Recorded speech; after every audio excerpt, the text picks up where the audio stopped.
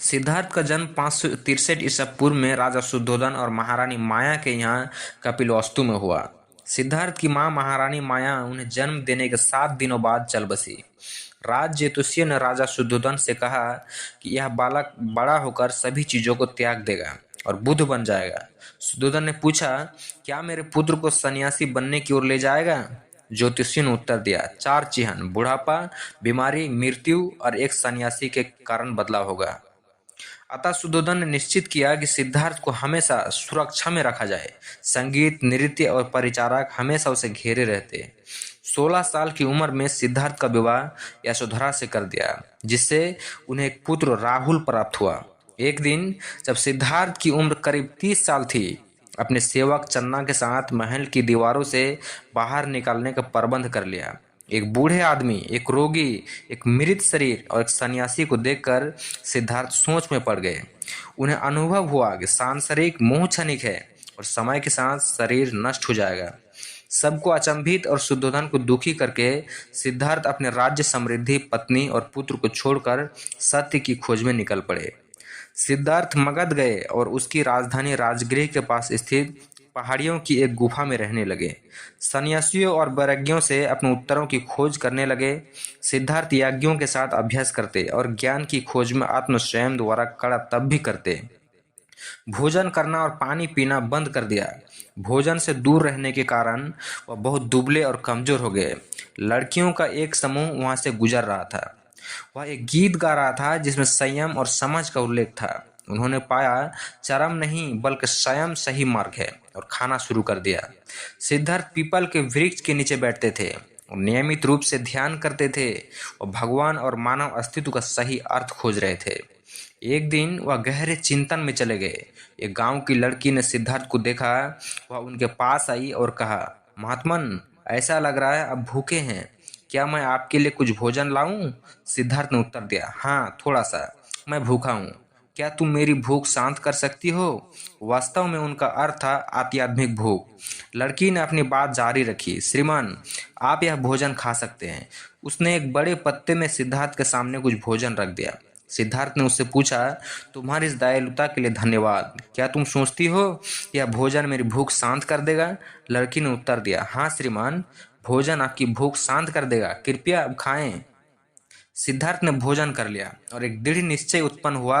उन्होंने संकल्प किया कि अगर उनका शरीर नष्ट हो जाएगा तब वो यहाँ से नहीं हिलेंगे जब तक कि उन्हें उद्बोधन प्राप्त नहीं हो जाता। और वह गहरे ध्यान में चले गए। आखिर उन्हें वह प्राप्त हुआ और वह बुद्ध बन गए।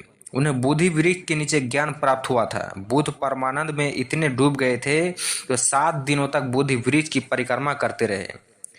बुद्ध ने अपने सिद्धांतों पर प्रवचन देना प्रारंभ कर दिया। शीघ्र ही बुद्ध के शिष्यों की संख्या बहुत अधिक हो गई और उन्हें अलग अलग दिशाओं में सिद्धांतों का प्रचार करने के लिए भेजा। एक दिन बुद्ध राजगृह में राजा बिशंबर से मिलने के लिए गए। राजा ने बुद्ध का सम्मान में स्वागत किया। उन्होंने बुद्ध का प्रवचन सुना और तुरंत उनके अनुयायी बन गए। राजा के साथ ही हजारों लोग अनुयायी हो गए। राजा ने बुद्ध और उनके शिष्यों को बांसों का एक उपवन दिया। बुद्ध ने इसे अपने आश्रम के रूप में उपयोग किया। बुद्ध के पिता राजा शुद्धोधन मृत्यु शैया पर थे। उनके लिए संदेश भिजवाया कि मरने से पहले एक बार बुद्ध को देखना चाहते हैं। बुद्ध ने कपिलवस्तु के सीमांत क्षेत्र के वन में शिविर लगा लिया। शुद्धोधन अपने परिवार के सदस्यों और अन्यों के साथ बुद्ध से मिलने गए। उनको इस तरह तप करते और कठोर जीवन जीते देख बहुत पीड़ा हुई। शुद्धोधन और दूसरे यह सब देख नहीं पा रहे थे। शीघ्र ही वापस लौट गए। उनके भोजन की कोई व्यवस्था नहीं थी, बल्कि जो परंपरा थी, बुद्ध और दूसरे सन्यासियों ने राजगृह की गलियों में भिक्षा मांग रहे थे। शुद्धोधन टूट गए। उन्होंने सभी सन्यासियों को भोजन उपलब्ध कराया और बुद्ध को महल ले गया। बुद्ध की पत्नी यशोधरा उनसे मिलने के लिए नहीं आई।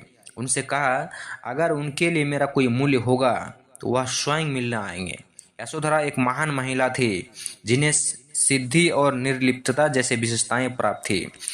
जब से बुद्ध ने घर छोड़ा था वह कठोर जीवन जी रही थी। जब बुद्ध को यह पता चला तो वह यशोधरा से मिलने गए। बुद्ध को देखकर यशोधरा उनके चरणों में गिर गई और फूट फूट कर रो पड़ी। बुद्ध ने उन्हें आशीर्वाद दिया और महिला तपस्वियों का एक संघ स्थापित किया। उन्हें उसका प्रमुख बना दिया।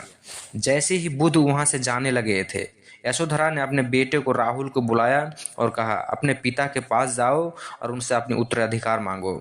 राहुल बुद्ध के पास गया और उनसे कहा, पिताजी कृपया मुझे मेरा उत्तराधिकार दें। बुद्ध ने उत्तर नहीं दिया और राहुल उनके पीछे पीछे वन चला गया। जब राहुल लगातार बुद्ध से यह पूछता रहा तो बुद्ध ने कहा, जो खजाना मुझे बोधि वृक्ष के नीचे मिला था वह संपत्ति और विरासत मैं तुम्हें सौंपता हूँ। राहुल सन्यासियों में शामिल हो गया। बुद्ध ने बहुत यात्राएं की और लगभग 50 वर्षों तक प्रवचन देते रहे। कोसला राज्य की राजधानी सरस्वती में एक अनुयायी ने बुद्ध को अपने घर पर आमंत्रित किया। सम्मान में एक बड़े भोज का आयोजन हुआ। यह भोजन उनका शरीर पचा नहीं पाया और वह बीमार पड़ गए। एक सिद्ध आत्मा होने के कारण बुद्ध समझ गए कि उनका अंत निकट है। उन्होंने अपने शिष्यों से कहा कि 2 साल के वृक्षों के बीच में खाट रख दें और उन्हें उस पर लिटा दें। अपने अनुयायियों को अपने अंतिम संदेश में उन्होंने कहा, मेरे प्रिय सन्यासियों, अब विदाई का समय आ गया है। जब मैं चला जाऊं तो मेरे शरीर पर शोक मत करना, क्योंकि सभी पदार्थों को एक दिन नष्ट होना है। अनुशासन के साथ कार्य करो और अपने मोक्ष को प्राप्त करो। 480 ईसा पूर्व बुद्ध की मृत्यु हो गई। तो दोस्तों, इस कहानी से अगर बुद्ध के बारे में कुछ भी गलत मैसेज मिला हो, कुछ गलत हमसे हो गई हो, तो प्लीज़ कमेंट करें।